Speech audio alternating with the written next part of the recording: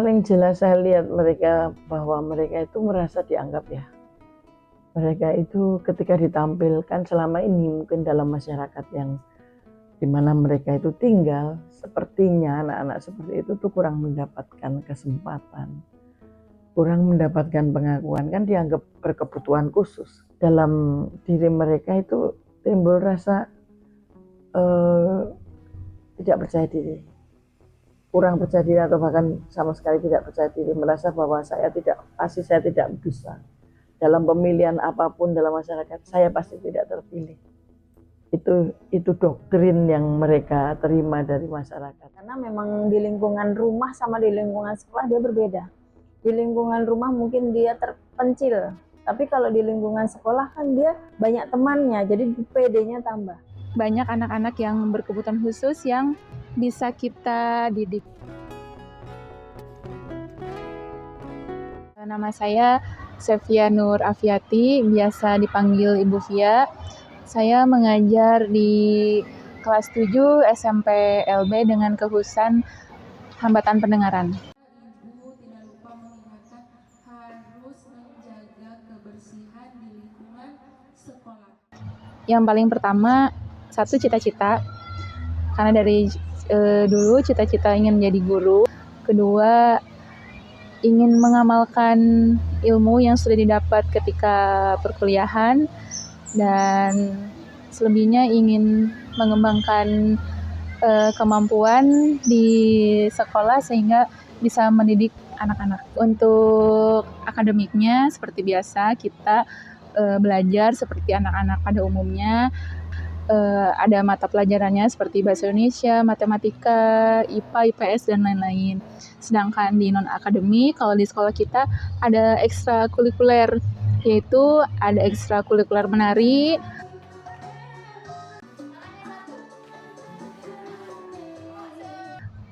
mewarnai, bulu tangkis, dan pramuka. Vocational STEAM, yaitu mencuci kendaraan bermotor,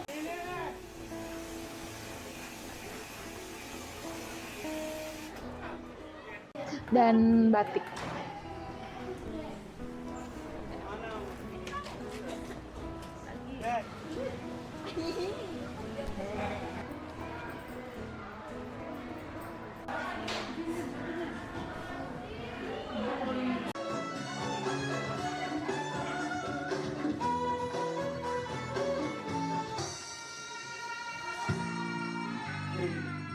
Nama saya Ibu Eni Widiastuti. Saya sebagai guru ekskul di SLBN filial Kota Bekasi. Kebetulan saya juga mengajar ekskul tari di berbagai sekolah. Yang saya ajarkan mengikuti kelas. Kalau kelas C yaitu tunagrahita, sindrom, dan autis itu biasanya yang gampang-gampang seperti ondel-ondel, manuk dadali, tari-tari daerah gitu, tapi yang gampang-gampang. Untuk kelas B atau tunarungu kita ajarkan tari yang lebih sulit, contohnya mojang priangan, gejring party, dan lain-lain. Happy dulu, yang penting anak-anak happy, senang dengan saya, senang dengan lingkungan. Menurut saya itu banyak perkembangannya, contoh anak yang nggak mau bergerak dengan pelan-pelan, mungkin beberapa minggu baru dia dengarkan musik, baru dia mulai menggerakkan tangan. Terus untuk tunadaksa itu dia mulai mau tepuk tangan, mau menggerakkan tangan satu-satu, itu udah motorik geraknya bagus banget. Ini yang paling anak-anak sukai sudah terlihat ya, pasti angklung. Dari angklung itu sendiri mereka bisa berinteraksi dengan teman-teman yang lainnya kan.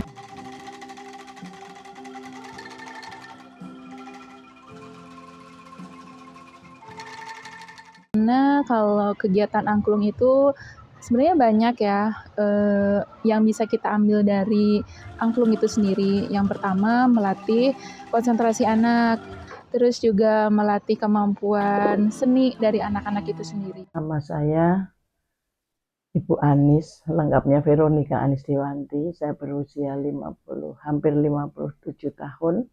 Saya melatih ekstrakurikuler di beberapa sekolah. kunci dari keberhasilan pelatihan ini adalah ketika anak itu merasa suka ya, merasa senang melakukannya. Dan biasanya kan nggak kenal maka nggak sayang ya. Jadi ketika anak-anak itu menyukai permainan ini, itu kita akan lebih mudah untuk membuat mereka bisa menguasai permainan itu.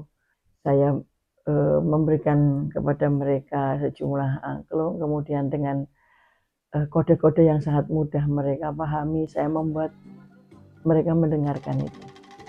Ketika mereka sudah mulai mendengarkan, mereka merasakan itu asik, baru saya masuk. Ini adalah angklung, ini berasal dari mana, dimainkan secara seperti apa, baru saya masuk di situ. Metode itu saya tidak secara khusus mempersiapkan diri, tapi nanti on the spot ketika saya menghadapi anak-anak, menghadapi orang-orang itu, saya mencari cara. Saya terus belajar mencari cara karena satu anak dan anak yang lain meskipun itu berada dalam satu sekolah itu pasti membutuhkan penanganan yang berbeda untuk mereka bisa menguasai permainan angklung itu. Tapi saya tidak belajar secara khusus ya, saya belajar justru langsung menghadapi mereka. Ya kan angklung itu ada nadanya ya, nada rendah yang tadi Anda sebutkan, nada rendah sampai nada tinggi, kan nggak sesederhana juga itu. Nah, untuk anak-anak yang dalam tanda kutip normal, itu teori akan saya berikan lebih dulu bahwa angklung ini memiliki nada seperti ini. Kemudian sambil saya melihat kira-kira mana nada yang sulit itu saya berikan pada anak yang menurut pandangan saya saat pretest itu mampu. Tapi kalau untuk anak-anak yang difabel, untuk anak-anak yang Down syndrome misalnya, yang tingkat pemahamannya itu sangat minim, itu saya tidak akan memberi tahu. Yang penting saya kasih angklung itu, saya beri kode, kamu kalau tangan ibu seperti ini, kamu bunyi. Kalau bukan seperti ini, nggak boleh bunyi. Nah, sebenarnya di situ yang main juga saya. Itu mereka itu nggak tahu, tapi mereka bisa menikmati. Dan menurut saya mereka nggak perlu tahu.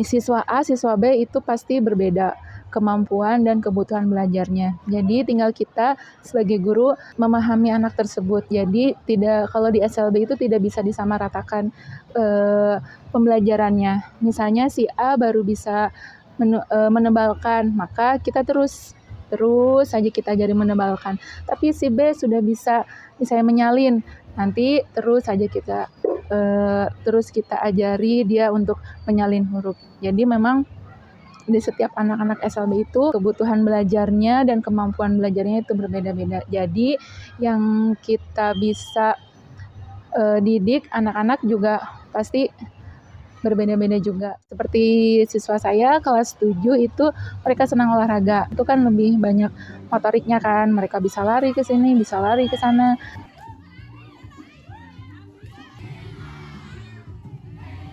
Sejauh ini anak-anak kita di sekolah antusias, jadi mereka datang sekolah juga dengan rasa yang senang, happy, tidak ada mereka rasa malas ya. Malah justru mereka lebih senang kalau ke sekolah. Karena satu, pasti mereka belajar ya, terus juga ketemu sama teman-temannya di sekolah. Sebenarnya itu balik lagi kan ke guru kelasnya masing-masing. Kalau saya pribadi, karena saya mengajar kelas 7 SMP, jadi anak-anak sudah mulai dewasa ya, sudah mulai remaja. Jadi saya lebih memberikan sedikit keleluasaan untuk mereka menggunakan gadget mereka. Tetapi menggunakan gadget juga untuk pembelajaran. Perasaannya senang, bangga, dan yang paling penting sih rasa syukur saya bisa mengajar anak-anak SLB. Jadi kita akan bisa mengetahui bahwa ternyata di dunia ini tuh bukan hanya kita saja yang normal, tapi ternyata masih banyak anak-anak yang berkebutuhan khusus yang bisa kita didik.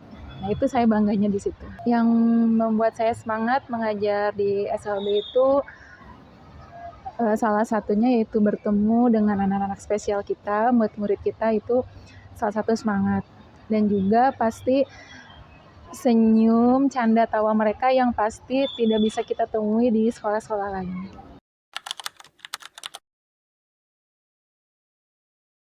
Semoga anak-anak di SLB Filial Negeri Bekasi Jaya ini semakin mandiri, semakin patuh, disiplin, dan juga semakin berkembang kemampuannya, baik secara akademik maupun non-akademik. Kalau kepada siswa sih saya merasa harapan saya sudah apa ya, sesuai ya dengan yang saya harapkan ya untuk anak-anak ya.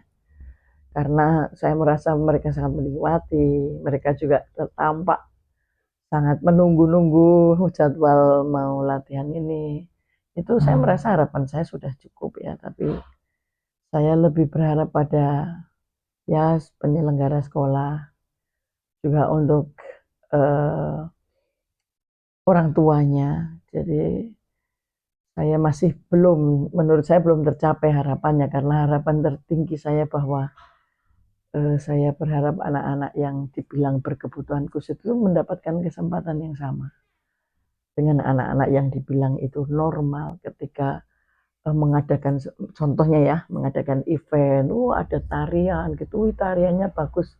Tapi ketika ditawarkan gitu, ini ada, aduh nanti kalau anak-anak SLB gimana, nanti repot, nanti ini, nanti itu masih ada, saya masih sering menemui hal-hal seperti itu.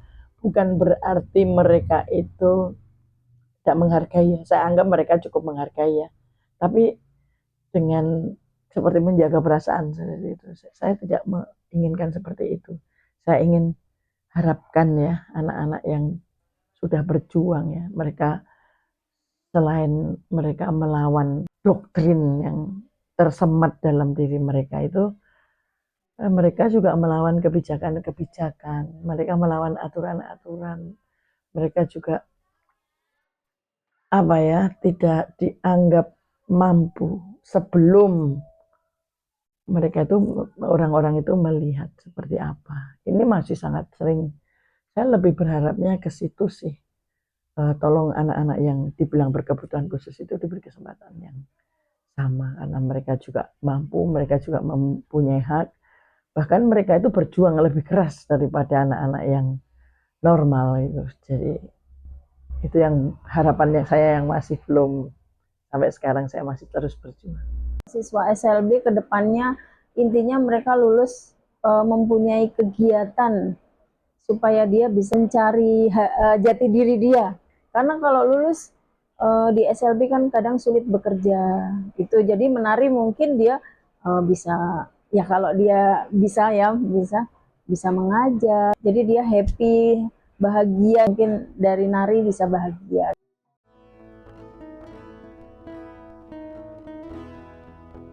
Marilah dan terus